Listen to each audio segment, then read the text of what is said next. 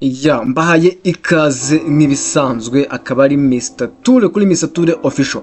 Hari ikintu twatekereje twarebye dusanga abenshi aba content creators hari igihe rimwe na rimwe mutekereza video mwashyiraho kuri YouTube ukauploadinga video ya mbere mu kandi kanya ugatekereza uti ndaza gushyiraho iyihe video.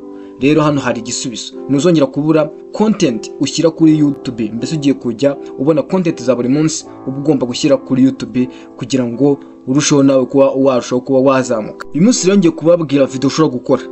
Video ushobora gukora ni ibitekerezo by'uyu munsi. Mbese content z'uyu munsi ugomba ku uploadinga kuri YouTube ziraza gutuma ubona views nyinshi cyane. Ushobora kwibaza uti kubera iki twahisemo izi content. Ni impamvu twazihisemo nuko tureba ibikenewe.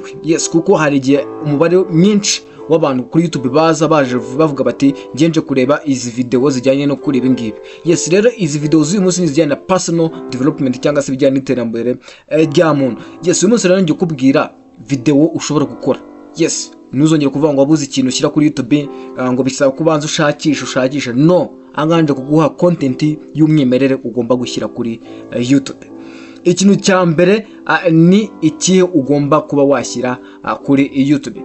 Uyu munsi rero ugiye gukora ubushakashatsi hanyuma rero ugisharinga abantu ushyire kuri YouTube, kuri iyo video ushyire kuri YouTube abantu rero ngo barakureba. Ikintu cya mbere ni iki mu bijyanye n'iterambere rya muntu. Ibintu 9 abantu bakora buri nimugoroba. Abantu bahora bishimye, hari ibintu 9 bakora buri nimugoroba. Icyo kintu ugenda ugikorera ubushakashatsi. Icyo kintu ugikora ubushakashatsi ugikorere title uvuga uti dore ibintu 9 abantu bahora bishimye mbese bakora nimugoroba. Ng'imyitozo 9 abantu bahora bishimye bakora nimugoroba buri nimugoroba. My dear friend, iyi content nuyikora ukagenda ugashaka ubushakashatsi ukarashaka ibyo bintu 9, my dear friend, umenye yuko rwose iyo video iraza kurebwa cyane. Ikindi ikintu cya kabiri rero ni iki? Ikintu cya kabiri ngiki. Ahangaha ni amakosa 8 atuma abantu batishimira kuganira nawe. Amakosa 8 ukora agatuma abantu batishimira kuganira nawe. Igihe ugikora ubushakashatsi hanyuma rero ubisangize audience yawe, abantu baraza kubikunda. Nta muntu n'umwe busimbuka ino video. Uravuga uti ngaye amakosa 8 ukora abantu nibongere kwifuza kuganira nawe, niba kwishimira mbese nibongere kwishimira kuganira nawe. Ikintu ukikora uraza kumbwira views rubone. Urabona views nyinshi cyane. Nakongera kubura igitekerezo cyo kubashyira kuri YouTube. Oya, byarangiye ujye usura ino channel buri munsi. Twagiye ku kindi. Ngibi ibihe 9 aho utagomba guhubuka ufata umwanzuro.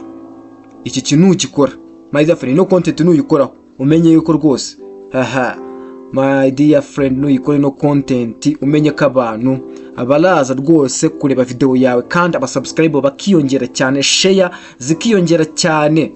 Abantu bakeneye kumva ibi kuko abantu benshi hari igihe bafata imyanzuro bahubutse. Ino video rero nayibona aravuga ati iyi video wayikirikaho. Uravuga uti ngibi ibihe 9 mu buzima ugomba gutuza, utagomba guhubuka mu gufata imyanzuro. Mbese mbere yo gufata umwanzuro nako ugomba gutuza. Muri ibi bihe urabanza ukitonda mbere yuko uhita uhubuka cyangwa se ufata umwanzuro ako kanya.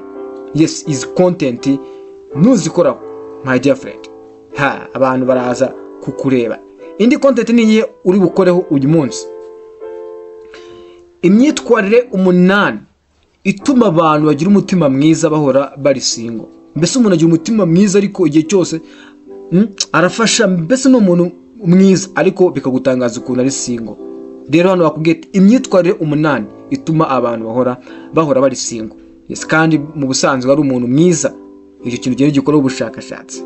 Ibi biragufasha iki nawe ubwo uri kwiga, uri kunguka ubumenyi. Kandi ikindi, izi nizo content rwose nabateguriye uyu munsi abantu baraza gukunda zikagwa views n'abasubscribe benshi cyane. Ni ibintu bigushimishije. Ukore subscribe ujye ubona updates umunsi ku munsi. Aka gace nakazanye kazagumaho rwose, my dear friend. Niba ufite intego yo kuba kuza channel yawe ujye ukurikira hano content zo kuba wakora. Ndabashimiye cyane, mugire byiza cyane. Ciao ciao.